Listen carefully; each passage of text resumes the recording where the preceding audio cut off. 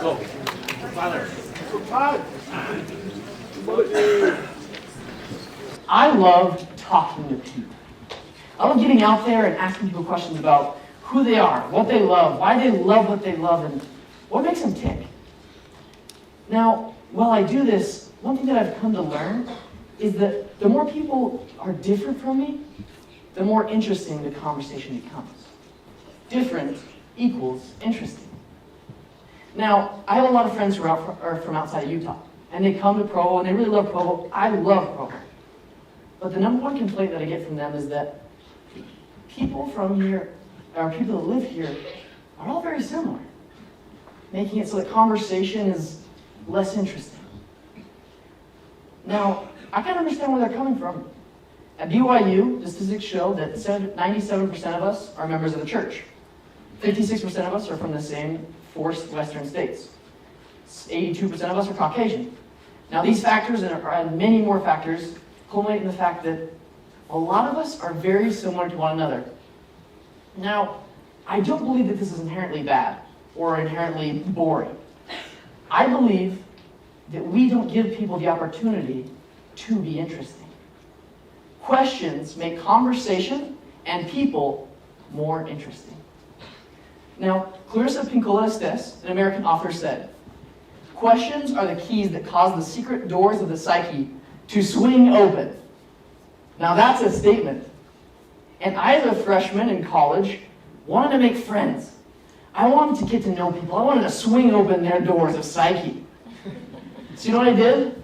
I went to parties, and I asked real questions. Here's how the conversation would go. "Hey, I'm Tyler. What's your name?" "Cool. So, what are you studying?" "Cool. Where are you from?"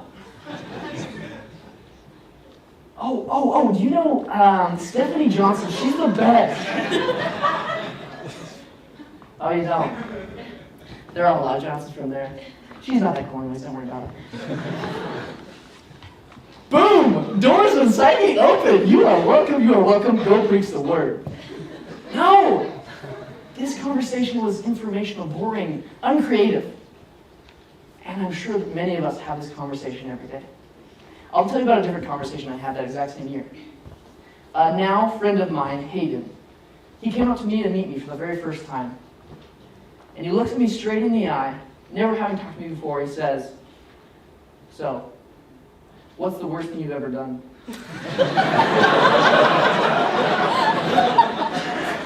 Who is this kid? He is weird and I like him.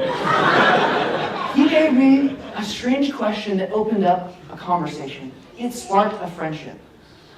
How did one question spark a friendship? Now, Vanessa Van Edwards did a study. She's a behavior psychologist, and she took 500 participants. With these 500 participants, each one had 8 conversations. Each conversation had an assigned conversation starter. Now, with these conversations, they analyzed body language, volume, if there were laughs, if it was just awkward silence the whole time. And then they also took the rankings of how the participants did. Now, this is what they found. The least successful conversation starters went like this. "How are you? Where are you from? What do you do?" Nice. This is what they found were the most successful conversation starters. Did you have anything exciting happen this week? What brings you joy in life? Do you have any adventures coming up? Questions like these brought something exciting from their life and brought it to the conversation, made it interesting, made it fun. Now, when they made these questions, they found that dopamine was released in the brain. Dopamine is a chemical that is associated with pleasure. When it's released, you feel good, you feel happy. Also, Dr. Joshua Rothman from Massachusetts General Hospital, he found that as dopamine is released, the memories are made more concrete. When you ask good questions, you are more interesting, and you are more memorable as well. Now, what makes a good conversation starter? I believe good conversation starters invite people to do things. They invite people to tell a story, to make a joke, to say something interesting, and overall show some personality. Because in the end, I just want to know about your personality, not about where you're from. I want to know who you are. So my challenge for you today is to get out there.